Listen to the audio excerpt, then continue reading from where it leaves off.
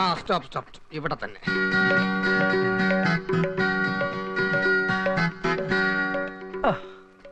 എത്രയായി? 10 രൂപ. You take it easy policy. This is 20 rupees. Balance you take off. എടുത്തോ എടുത്തോ. Thank you sir. No mention please. I am ജിയോപാൽ. Just remember that. Aunty aunty aunty. അമ്മായേ അമ്മായേ, എന്നെ understand ആയില്ലേ? I am Gopal, ജിയോപാൽ.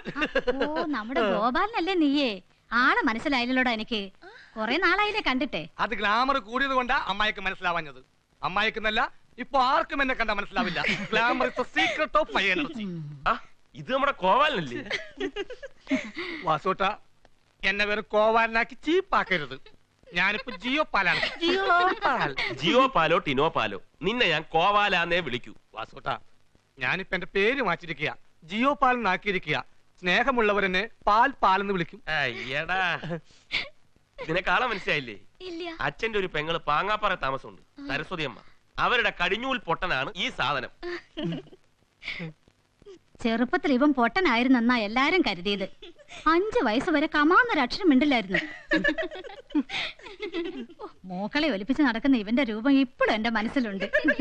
അമ്മായി, ദയവ് ചെയ്ത് ഫ്ലാഷ് ബാക്ക് പറഞ്ഞെന്നെ നാറ്റിക്കരുത്. ഭാവിയിൽ ഒരു സൂപ്പർ സ്റ്റാർ ആകേണ്ടവനാ ഞാൻ. വല്ല പത്രക്കാരും വന്ന് നിങ്ങളോട് എന്നെ കുറിച്ച് ചോദിച്ചാൽ ഇതൊക്കെ വിളമ്പി എന്റെ ഫ്യൂച്ചർ സ്പോയിൽ ചെയ്യരുത്. ഓ, അത് മറന്നു. ആള് വലിയ നടനാ, സിനിമയിൽ അഭിനയിക്കാൻ വേണ്ടി നടക്കുക. പക്ഷെ ഇതുവരെ മുഖം കാണിച്ചിട്ടില്ല. ആര് പറഞ്ഞു? ഞാൻ സിനിമയിൽ അഭിനയിച്ചു. ആഹാ, ഇതാരേ? നീ ഇത്രയും കാലം എവിടെ ആയിരുന്നടാ? ഞാൻ ചെന്നൈയിലായിരുന്നു. ചെന്നൈയിലോ? ചെന്നൈ അല്ലേ ഏട്ടാ, Kodambakkam to Madras.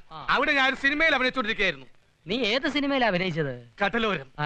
കടലോരത്തിൽ super star മമ്മൂട്ടിക്ക് വരെ ചെയ്യാൻ കഴിയാത്ത ഒരു അപൂർവ വേഷം ഞാൻ ചെയ്തു. എന്റെ ഭാവാഭിനയം കണ്ട് കാണികൾ കോരിത്തരിച്ചു. എന്ത് വേഷം? നായകനായിട്ടാണോ? നായക വേഷമല്ല, പക്ഷെ നായക പ്രധാനമുള്ള കഥാപാത്രമാണ്. വില്ലനാണോ? നോനോ, വില്ലൻ വേഷന്റെ പട്ടിയെയും. നിന്റെ പട്ടി അഭിനയിച്ചു. എന്താ ചേട്ടത്? മനോഹരമായ ഒരു കടൽ തീരം.